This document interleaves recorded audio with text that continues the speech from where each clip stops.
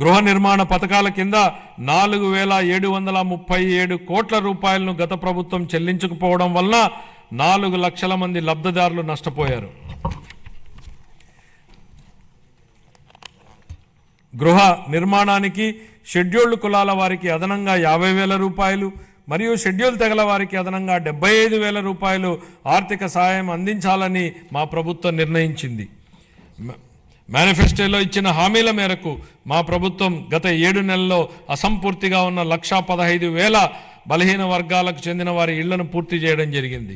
ప్రస్తుతం కొనసాగుతున్న ప్రధానమంత్రి ఆవాస్ యోజన పథకాల కింద 26 మార్చి నాటికి 7 లక్షలకు పైగా ఇళ్లను పూర్తి చేయాలని మా ప్రభుత్వం ప్రతిపాదిస్తోంది.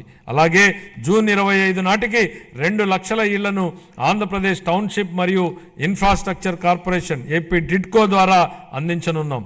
25-26 ఆర్థిక సంవత్సరానికి గాను గృహ నిర్మాణ శాఖకు 6,318 కోట్ల రూపాయల కేటాయింపును ప్రతిపాదిస్తున్నాను.